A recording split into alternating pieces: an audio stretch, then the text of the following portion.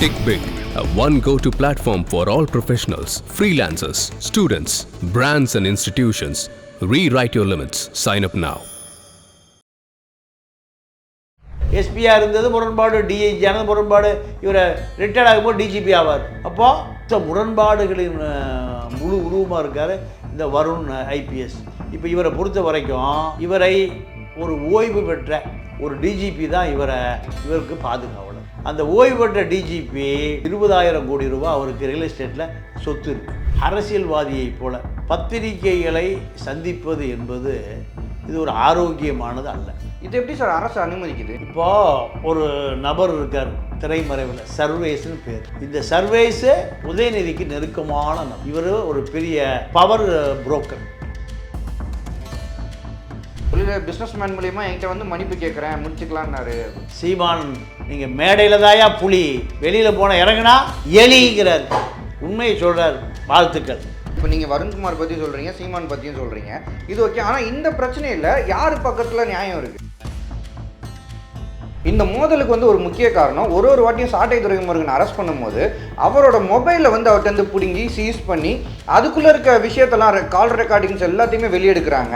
இதனால தான் வந்து நாம் தமிழர்களும் சீமான் அவர்களும் நாம் தமிழரும் கோவப்பட்டு பெரிய ஒரு மோதல் அங்கே தான் ஆரம்பிச்சதுன்றாங்க. நீங்கள் மாட்டிட்டீங்கன்னா உங்களுடைய எல்லா தொடர்பு, அத்தனை ரகசியங்கள், ஏன்னா அது ஆளுங்கட்சிக்கு எதிராக இருக்கீங்க. ஆளுங்கட்சிக்கு அதை எடுத்து கொடுத்தீங்கன்னா இவர் திருச்சி எஸ்பி, மனைவி பக்கத்து ஊர் எஸ்பி. இதுக்குள்ளே அரசியல் இல்லாமல் இருக்குமா? சர்வேசனுடைய அதிகாரம் இல்லாமல் இருக்குமா? உதயநிதியுடைய அதிகாரம் இல்லாமல் இருக்குமா? யாருக்கு கடுக்கன் போடுகிறீர்கள்? யாருக்கு காதில் பூச்சுத்துறீங்க?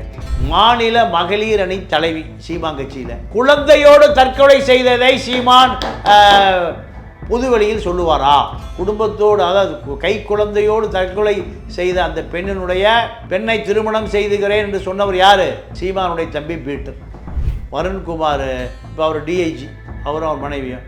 அவர் சீமானை எதிர்ப்பதை, வழக்கு போடுவதை நீங்கள் ஆளுங்கட்சி ரசிக்குது. சார் வணக்கம். சார் வணக்கம். சில மாதங்களாகவே பார்த்தீங்கன்னா ஐபிஎஸ் வருண்குமார் அவர்களுக்கும் சீமான் அவர்களுக்குமே வந்து ஒரு மோதல் வந்து தொடர்ந்து இருந்துகிட்டே இருக்குது. அதாவது அவர் ஒரு பக்கம் ப்ரெஸ் மீட்டில் வந்து வருண்குமார் ஐபிஎஸ் அவர்களை விமர்சிக்கிறதும், நேற்று வந்து வருண்குமார் ஐபிஎஸ் அவர் கோர்ட்டில் வந்து வழக்கு தொடர்ந்துருக்காரு, வெளில வந்து ப்ரெஸ் மீட்டுமே கொடுத்துருக்காரு. கண்டிப்பாக அதை பார்த்துருப்பீங்க. ஆக்சுவலாக அவங்க ரெண்டு பேர்த்துக்குள்ளே ஏன் தொடர்ச்சியாக வந்து ஒரு பெரிய மோதல் இருந்துகிட்டே இருக்குது? வருண்குமார் ஐபிஎஸ் ஒரு காவல்துறை அதிகாரி, அவருடைய மனைவி வந்திதா பாண்டே அவங்களும் ஒரு காவல்துறை அதிகாரி. இப்போ ரெண்டு பேருமே ப்ரொமோஷன் ஆகி டிஐஜி அரசு அவர்களை நியமிச்சிருக்கு. அந்த அம்மா திண்டுக்கல் டிஐஜி, இவர் திருச்சி டிஐஜி.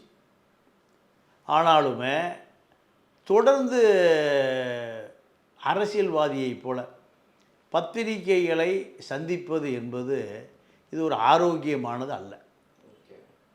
வருண் மீது ஒரு புகார் நிலுவையில் இருக்குது. சிறையிலே அடைக்கப்பட வேண்டிய ஒரு நபர் வருண் ஐபிஎஸ். ஆமாம், டிஐஜியா ப்ரமோஷன் ஆகியிருக்காரு. ஆமாம், இவர் ஐபிஎஸ். அவர் சொன்னாங்க 36 மணி நேரம் படித்தங்கிறார்ல. இவரோடு சேர்ந்து இவருடைய முன்னாள் காதலியும் படிக்கிறார். அப்போது வருண் ஐபிஎஸ் என்ன சொல்கிறாரு? நீ எனக்கு உதவி செய், நான் அதிகாரியாக வந்துடுறேன், நீ படிக்க வேண்டாம். இப்படி அந்த பெண்ணை தனக்கு உதவிகரமாக பொருளாதார ரீதியாக நோட்ஸ் எடுப்பதிலிருந்து அறை வாடகை, இப்படி எல்லா வகையில் நான் உன்னை திருமணம் பண்ணிக்க போகிறேன், ஒருத்தர் சம்பாதிச்ச போது, இப்படி என்ன பண்ணுறாரு? அந்த பொண்ணை ஏமாற்றி வஞ்சித்து பல வழக்கு பதிவாயிருக்கு அவர் மேலே. ஒரே வழக்கு, பல செக்ஷன். சார் ஆனால் இது எப்படின்னு, ஏன்னா ஒரு ஐபிஎஸ்க்கு படிக்க ப்ரிப்பேர் ஆகிறாங்கன்னா அவங்களும் வந்து ஒரு நல்ல மெச்சூர்டானவங்களா, நாலேஜபிளாக தான் இருப்பாங்க. அவங்க எப்படி சார் இவர் சொன்னதை கேட்டுட்டு அவங்க விடுவாங்க அப்படின்றது? அது ஏன்னா கண்டிப்பாக ஐபிஎஸ் ஆகணுன்றது ஒரு சம்பாதிக்கிறதுக்காக இல்லை, நிறைய பேருக்கு ஒரு பெரிய பேஷன் அது. அப்படி இருக்கும்போது இவர் சொன்னான்றதுக்காக அவங்க அந்த மாதிரி ஈஸியாக விடுவாங்களா? இல்லை, நீதிமன்றத்தில் அப்படி தானே சொல்லி நீதிமன்றம் ஒரு தண்டனை கொடுக்குது. ஓகே, மன்றம் இவரை சஸ்பெண்ட் பண்ணுதே. ஐபிஎஸ்ஸாக வந்த பிறகு நீதிமன்றம் அவர் சஸ்பெண்ட் பண்ணுது. அந்த அம்மா சுப்ரீம் கோர்ட்டு போய் ஆர்டர் வாங்கிட்டு வருது. சுப்ரீம் கோர்ட்டில் போய் அனைத்து ஆதாரங்களையும் கொடுக்குது. நம்ம அதுக்கு மேலே எல்லை மீறக்கூடாது, வேண்டாம். சுப்ரீம் கோர்ட்டு இவரை ஐபிஎஸ் பதவியை தற்காலிகமாக நிறுத்தி வைக்குது. அப்போது தன்னுடைய மனைவி ஐபிஎஸ்ஸாக வந்துடக்கூடாது, நான் உழைச்சி உன்னை காப்பாற்றுன்னு சொன்ன இந்த நபர் எப்படி வந்திதா பாண்டேங்கிற ஒரு ஐபிஎஸ் அதிகாரியை காதல் பண்ணி திருமணம் பண்ணுறாரு? இப்போ முரண்பாடாக இருக்கேன். இவர் எஸ்பியாக இருந்தது முரண்பாடு, டிஐஜி ஆனது முரண்பாடு, இவர் ரிட்டையர்ட் ஆகும்போது டிஜிபி ஆவார். அப்போது மொத்த முரண்பாடுகளின் முழு உருவமாக இருக்கார் இந்த வருண் ஐபிஎஸ். இப்போ இவரை பொறுத்த வரைக்கும் இவரை ஒரு ஓய்வு பெற்ற ஒரு டிஜிபி தான் இவருக்கு பாதுகாவலர். அந்த ஓய்வு பெற்ற டிஜிபி 20,000 கோடி ரூபா அவருக்கு ரியல் எஸ்டேட்டில் சொத்து இருக்குது. அவர் ஓய்வு பெற்ற பிறகு அவருடைய நில சொத்துக்களை பாதுகாப்பதற்கு ஒரு காவல்துறை உயர் அதிகாரி வேணும். அப்போ இவரை அந்த சஸ்பெண்டெல்லாம் ரிவோக் பண்ணி ஸ்டேட் கவர்மெண்ட்டுக்கு லாபி பண்ணி சென்ட்ரலில் லாபி பண்ணி இவரை பாதுகாத்து காப்பாற்றி ஒரு உயர்ந்த பொறுப்புக்கு கொண்டு வந்தது அந்த திரைமறைவில் இருக்கக்கூடிய ஒரு டிஜிபி, ஒரு போலீஸ் கமிஷனர். இதெல்லாம் மொத்த ஊடகங்களும் இதுக்கு பொறுப்பு. எந்த செய்திகளும் வெளியிட மாட்டான். இந்த செய்தியாளர்களுக்கு அவர் கமிஷனராக இருக்கிற போது பல கோடி ரூபாய் பெருமானம் உள்ள சில ரியல் எஸ்டேட் பஞ்சாயத்துக்களை முடிச்சு கொடுக்குறாரு. அதனால் பெரிய ஊடகங்கள் இருக்கக்கூடிய ஊடகங்கள்லாம் இந்த செய்தியை ஆக்குவதே இல்லை. அப்போ இந்த நபர் இப்போ பத்திரிகையாளர்களை பார்த்து பேட்டி கொடுக்குறாரு. இதுக்கு முன்பு இதுவரை யாரும் கொடுத்ததில்லை. எந்த ஐபிஎஸ் ஆஃபீஸரும் அரசியல்வாதியை போல் அரசியல்வாதி மாற்றி மாற்றி பேசுவான், பொய்யா பேசுவான், நாளைக்கு இல்லைங்குவான், இன்றைக்கி ஆமான்டுவான்.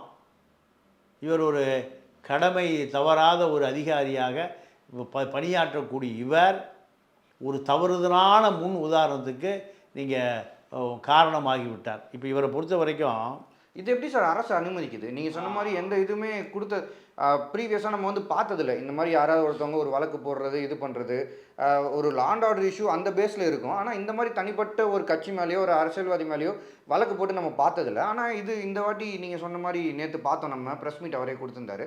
இது எப்படி அரசு அனுமதிக்குது? இப்போது ஒரு நபர் இருக்கார் திரைமறைவில், சர்வேஸ்னு பேர். இந்த சர்வேஸு உதயநிதிக்கு நெருக்கமான நபர். இவர் ஒரு பெரிய பவர் புரோக்கர். நீங்கள் பல கோடிகளை அரசுக்கு அரசு நிறுவனங்கள் இருக்கக்கூடிய டெண்டர் எடுத்து கொடுத்து பல கோடி ரூபாய் கமிஷன் வாங்கக்கூடிய தரகர் தான் இந்த சர்வேஸ். இந்த சர்வேஸ் மூலம் இவர் மீண்டும் அதிகாரத்துக்கு வருகிறார். இவர் நீங்கள் அதிமுக ஆட்சியிலையும் வலிமையாக இருக்கார். அதிமுக ஆட்சியில் வலிமையாக இருக்கார். திருவள்ளூர் எஸ்பி. திருவள்ளூருக்கு யார் வந்தாலும் அங்கே ஒரு பெரிய மணல் மாஃபியாவுக்கு பெரிய மார்க்கெட். எங்கே? பாலாற்றில் மணல் எடுப்பது என்பது பல ஆயிரம் கோடிக்கான வியாபாரம். அங்கே எஸ்பி, திருவள்ளூர் எஸ்பி. திருவள்ளூர் எஸ்பியிலிருந்து ராமநாதபுரம் எஸ்பி. ராமநாதபுரம் எஸ்பியாக இருக்கிற பொழுது ஒரு ஃபேக் நிறுவனம் மக்களிடம் நீங்கள் டெபாசிட் வாங்கி வட்டி கொடுப்பதாக சொன்ன ஒரு ஃபேக் நிறுவனம். அந்த நிறுவனம் 200 கோடியோடு தலைமறைவாகிறது. இப்போ அந்த 200 கோடி ரூபா எங்கே இருக்குன்னு இவர் ராமநாதபுரம் எஸ்பியாக இருக்கும்போது கண்டுபிடித்து அதை அந்த நபரிடமிருந்து தனதாக்கி கொண்டவர் தான் இந்த வருண்குமார். அந்த ஃபைனான்ஸ் நிறுவனத்தை விசாரித்தீர்களா? என்ன நடவடிக்கை எடுத்தீர்? நீங்கள் எடப்பாடி கவர்மெண்ட்டில் இவர் எங்கே தூக்கி அடிக்கிறாங்க? ராமநாதபுரத்துலேருந்து தூக்கி அடிக்கிறாங்க, டம்மி பீஸுக்கு போடுறாங்க. அப்போ என்ன காரணம்? நீங்கள் ஒருவர் எஸ்பியாக சூப்பர் டாப் எஸ்பியாக வருவதற்கு ஆளுங்கட்சி தயவு இருக்குன்னு இருந்தால் தான் அந்த பதவிக்கு வர முடியும். இப்போ ஆளுங்கட்சி அதிமுக ஆட்சியில் ராமநாதபுரம் எஸ்பியாக இருந்த இந்த நபர் எப்படி டம்மி பீஸுக்கு போகிறார்? அப்போ ஆளுங்கட்சி கோப பார்வை யார் மேலே போயிருக்கு? ஏன் கோப பார்வை? எடப்பாடிக்கு என்ன கோப பார்வை? அப்போ அவர்கிட்ட என்ன போகுது? புகார் பட்டியல் போகுது. அந்த நிதி நிறுவன மோசடி நபரை தன்னுடைய கட்டுப்பாட்டில் வைத்திருந்து அவர் சுருட்டியதை இவர் சுருட்டி கொண்டார். இதுதான் இவருக்கு இப்போ பல கோடிகள் சேர்ந்த ரகசிய பின்னணி. சரி, அதிமுக காலாவதி ஆகிப்போச்சு.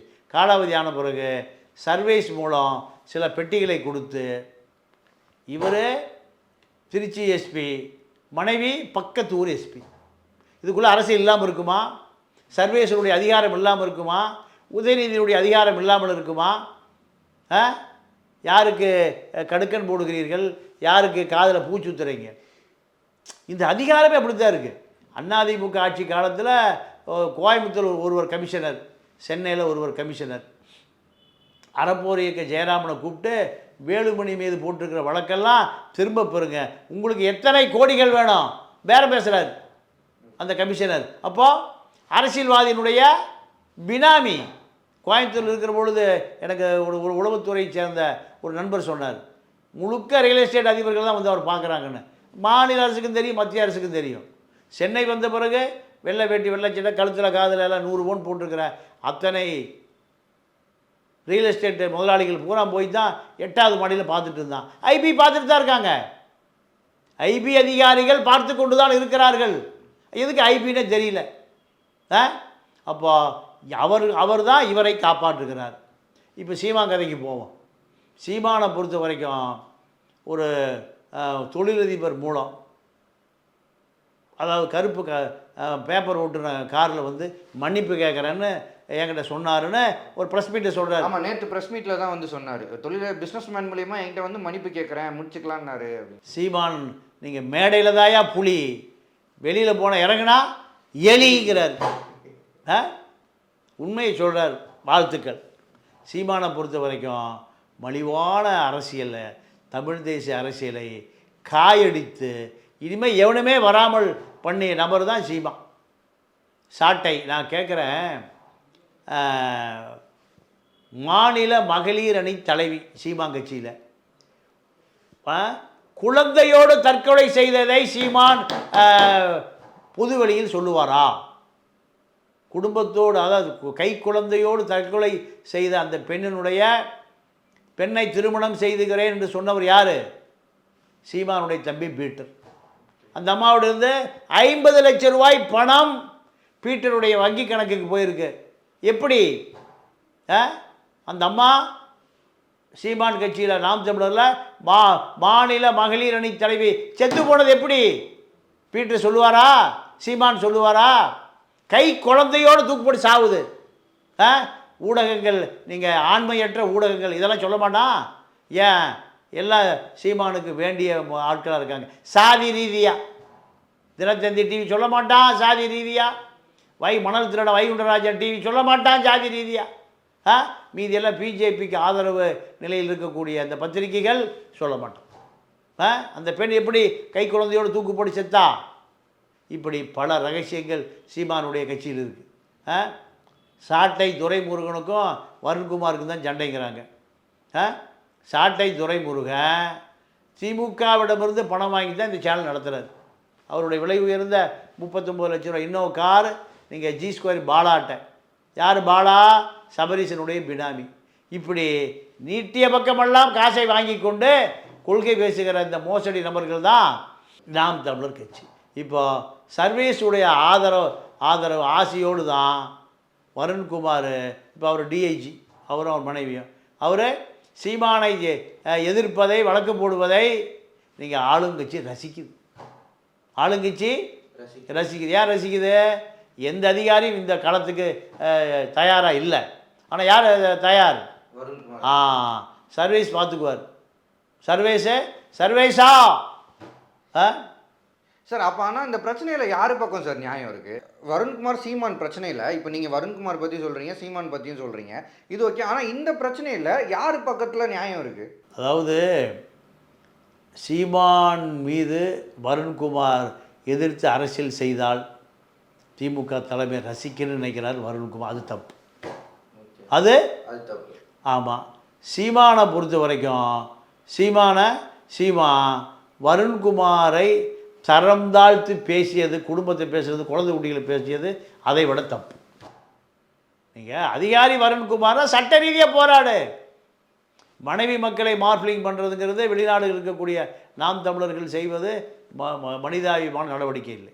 ஆனால் அவங்க தரப்பில் வந்து அந்த அந்த மார்பிங்க அந்த மாதிரி தவறாக பேசினது, குழந்தைகள் வருண்குமார் அவர்களுடைய குழந்தைகள் கொலை மிரட்டல் விட்டது, இது எதுக்குமே நாம் தமிழருக்கும் இந்த சம்பவம் எதுக்குமே சம்மந்தமே இல்லை. ஆனால் அவங்க வேணும்ட்டே திணிக்கிறாங்க, இதை பண்ணது நாம் தமிழர் அப்படின்னு சொல்கிறாங்களே சார். ஒரு வழக்கறிஞர் மேலே வழக்கு போடுறாரு வருணை, அவர் கட்சி விட்டு நீக்கிட்டார்.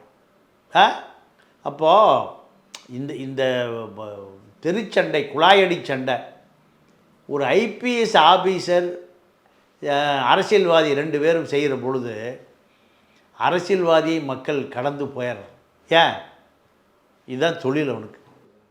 ஆனால் ஒரு ஐபிஎஸ் ஆஃபீஸர் மலிவான குழாயடி சண்டைக்கு தன்னை தாழ்த்தி கொள்வதை யாரும் கடந்து போக மாட்டான், விமர்சனம் பண்ணுவான்.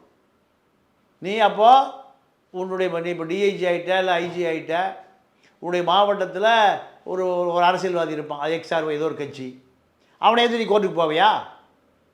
இப்படி ஒரு கேள்வி இருக்கா இல்லையா? தனிப்பட்ட முறையில் அவனை பேசத்தான் செய்வான். ஜெயலலிதா பேசாத பேச்சா, கருணாநிதி பேசாத பேச்சா, எடப்பாடியை பேசாத பேச்சா? அதுக்காக எடப்பாடியும் ஜெயலலிதாவும் கருணாநிதியும் என்ன டெபர்மேஷன் கேஸாக போட்டாங்க? மாட்டுக்கறி மாமி நக்கீரன் ஒரு தலைப்பு போட்டு அதுக்கு நக்கீரன் அலுவலகத்தையே கொடுத்து சொன்னார் ஜெயலலிதா. மயிரிலையில் உயிர் தப்பியது நக்கீரன். வளர்மதி ஒரு படை, போலீஸ் அவளுக்கு பாதுகாப்பு. இந்த பக்கம் நம்ம நண்பர் தான் கலைராஜன், டீனர் கலைராஜன், அவர் ஒரு படையை கூட்டிகிட்டு போய் அவர் யார் முதல்ல தீ வைக்கிறது? யாருக்கு? நக்கீரன் அலுவலகத்துக்கு. யார் முதல்ல உடைப்பத மிஷினை? யார் சொல்கிறான்? முதலமைச்சரே. மாட்டுக்கறி சாப்பிட்டேன் சாப்பிடலன்னு மறுத்துட்டு போயிட்டே இருக்க வேண்டியதானே? எழுதுவதற்கு ஜனநாயக உரிமை கொடுத்துருக்கிறது யாருக்கு? நக்கீரனுக்கு. அதே போல் சீமான் ஒரு ஐபிஎஸ் அதிகாரியை மலிவாக பேசுவதற்கு நீங்கள் அரசியல் கட்சிக்கு மேடையில் பல அதிகாரிகளை பேசுவது இல்லையா? பல எழுத்தாளர்களை பேசுகிறது இல்லையா? கடந்து போய்விட வேண்டியதான். அப்போ நீ தெருச்சண்டை இழுத்தீங்கன்னா சர்வேசன் உங்களுக்கு ஆதரவாக இருப்பார், சர்வேசன் மூலம் உதயநிதி உங்களுக்கு ஆதரவாக இருப்பார். அந்த தைரியம் தானே. இதே போல் 280 ஐபிஎஸ் ஆஃபீஸர் தெருவுக்கு வந்துட்டான். தமிழ்நாட்டில் 250 ஐபிஎஸ் ஆஃபீஸர் இருக்காங்க. 250 பேரும் 250 டெபர்மேஷன் போட்டால் இந்த நாட்டினுடைய நிலைமை என்ன? சார், இந்த விஷயத்தில் இன்னொரு முக்கியமான விஷயம் பேசுகிறதா சொல்லி சாட்டை ஊடகத்தில் கூட ரிலீஸ் பண்ணியிருப்பாங்க. என்னென்னா, இந்த மோதலுக்கு வந்து ஒரு முக்கிய காரணம், ஒரு வாட்டியும் சாட்டை துரைமுருகன் அரெஸ்ட் பண்ணும்போது அவரோட மொபைலில் வந்து அவர்கிட்ட பிடுங்கி சீஸ் பண்ணி அதுக்குள்ளே இருக்க விஷயத்தெல்லாம் கால் ரெக்கார்டிங்ஸ் எல்லாத்தையுமே வெளியெடுக்கிறாங்க. இதனால தான் வந்து நாம் தமிழர்களும் சீமான் அவர்களும் நாம் தமிழரும் கோவப்பட்டு பெரிய ஒரு மோதல் அங்கே தான் ஆரம்பிச்சதுன்றாங்க.